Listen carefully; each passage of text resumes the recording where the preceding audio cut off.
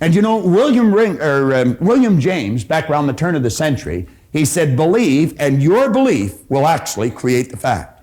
Well, I did what he suggested. I read this card every day. I'd carry it around and I'd just keep reading it. And one day, one of the guys in the fire hall got a hold of it, and they pulled the card away, and they passed it all around. Everybody started to laugh. Proctor's going to get rich. I had a chap in a seminar the other day that he said the same thing had happened to him. He was in a seminar, and he got one of these gold cards, and they passed it around at work, and he said, everybody laughed at me, but he said, I'm winning.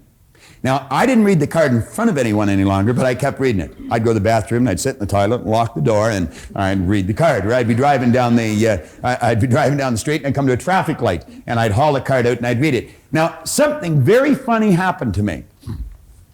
1 year later, I was earning $175,000 a year. Now, that's an enormous change, and it went well beyond $1 million in a year. Now, that was not supposed to happen. See, everything I'd been taught since I was a little boy indicated that if you don't go to school, you can't win. If you don't have business experience, you can't win. I had not gone to school. My second month in high school, they asked me to leave. I'll never forget how happy I was when they made that decision. As I look back, they were probably much happier than I was when they made that decision. But here I was. I was 16. I had very little knowledge. I had absolutely no skills. And at the very best, my attitude was poor. What chance did I have? I really didn't have any. But I didn't know that. And so I just bummed around from job to job, in and out of the Navy, in and out of factories, in and out of bars, mostly in and out of the bars, until I was 26. Here I was at 26 when Ray sat down with me. I had very little knowledge, absolutely no skills, and my attitude had not improved greatly. But he introduced me to this idea. And I found that it doesn't matter what's happened in the past. You may not have a colorful background, and maybe you have. You may not have a lot of formal education, and maybe you have. But it really doesn't matter if you've got a goal and you're willing to stick to it and study the laws, you're going to find out that you can win. Now, that was like an emotional impact. And I had to find out what happened to me. And so I made up my mind that someone had either written in a book or they were talking about it. And I made up my mind I'd read every book that was ever written if I had to. And I'm going to tell you, I have one of the finest libraries on personal development, psychology, the area of the mind that you're going to find anywhere. And I don't just mean library of books, I mean library of tapes and records. And I would travel anywhere in the world that I heard of a good seminar to find out more about myself. Find out more about you. Find out what makes us tick. And you know a strange thing? I found as I studied me, I understood you better.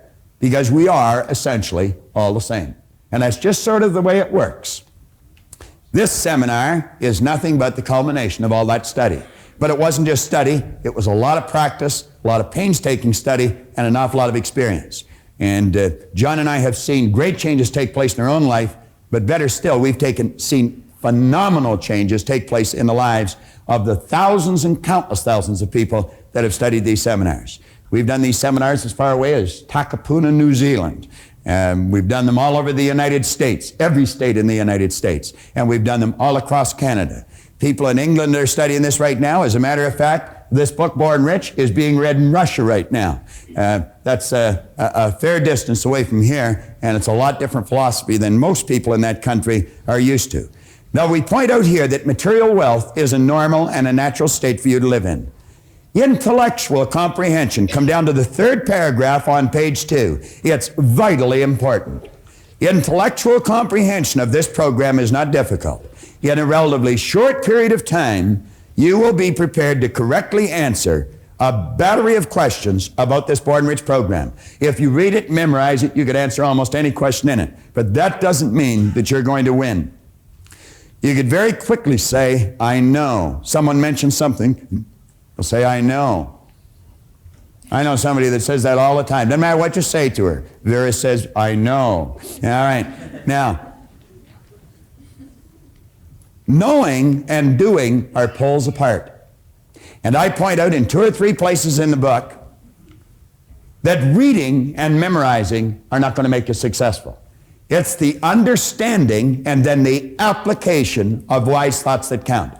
You must understand the idea, and you must go out and act on the idea, regardless of how much your old program wants to hold you back. You've got to bust out of that shell and do the thing that you've got to do. Now, John Ruskin here gives us an excellent concept on education. He said, education does not mean teaching people what they do not know. It means teaching them, showing them, leading them to behave as they do not behave. Now, the compensation that you're going to receive for following the ideas that you're going to be studying for the next couple of days is absolutely incredible. I could do nothing but keep expressing great ideas when I talk about the good that can come to you. You can do anything you want. You can have anything you want by following these ideas. Now, I choose to believe that every one of you wants something. Way down deep inside of you is a dream. And every now and then that dream floats to the surface of your conscious mind. And when it does, you quickly push it out and you say, I can't do that. Now, the truth is you can, you just don't know how. And if you can get that straight in your mind, I'm going to tell you, you busted out. Now, Vernon Howard one time pointed out in a magnificent book, Mystic Path to Cosmic Power, you cannot escape from a prison if you don't know you're in one. You cannot escape from a prison if you don't know you're in one. Well, I think we're all in one to some degree.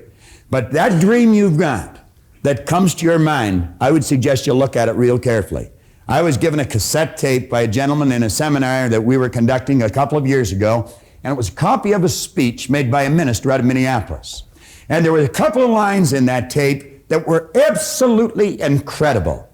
He said the saddest thing when he's officiating at a funeral is not the death of the body, but the death of all the dreams. It's that house you were going to build and never built. Maybe that car you were going to get, never got. That trip you were going to take and never took. The business you were going to start and build, but never did. Well, the saddest thing is not the death of the body, but it is the death of all the dreams. We've got to do what's inside of us. Let's not go to the grave with the music still in us. Now, as we go through this seminar, John's coming on in a minute to lead you through the part about proper use of the seminar. But as we go through it, understand this. If you do not direct all of the information you're going to hear towards a specific end, the information will probably be rendered useless.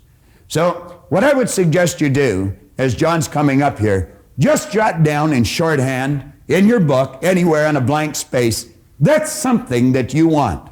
And look at the quote on the bottom of page 2. Ralph Waldo Emerson said, do the thing and you'll get the energy to do the thing. Do the thing and you'll get the energy to do the thing. Don't wait. Start right now whether you're ready or not. Just say, I'm going after it, I'm going to get it, and your present circumstance has got nothing to do with where you're going. Later on in the book here, you're going to find that there's a quote by a magnificent author. He said, your circumstances may be uncongenial right now, but they will not long remain so if you perceive an ideal and strive to reach it. Now think of that. You may not have much money. Your social life may be in a bit of a chaotic state. Maybe your business isn't going the way you'd really want it to go. He said, your circumstances may be uncongenial, but they will not long remain so if you perceive an ideal and strive to reach it. Now, flip over to the next page, and I'm going to invite John back on to lead you through how to get the proper use out of this program. And I don't suppose there's a better guy that I know to be able to do that, because I watched John start, and there's a story of him in Born Rich. I watched John start from ground zero and just keep making headway. John Canary learned how to use the ideas in this program so well that he's a very competent teacher of the ideas today. What I left the seminar with was a desire to want to know more. There was something about it that stimulated a desire within me of all the things I ever wanted to do, but no one ever told me that I could do it. And I believe when I walked away from there, I felt very comfortable, at least with the idea that, hey, there is something about me that if I learned to use it properly, that I could actually go out and achieve it. Even though I didn't know how, I believed that that was a starting point. So that was the beginning for me, and what I got most out of that particular seminar. I believe where we went from there is, at that time, there was only perhaps a half day to a one-day seminar. And it was structured around the Earl Nightingale material, of course. And it wasn't as, I guess you could say, as prolific as it is today, although it was as energetic as it was today, probably even more so. But today there seems to be a smoother flow, a more structured presentation, a more organized presentation in a way that an individual can actually take it and use a step-by-step methodical approach to actually working with their creative process.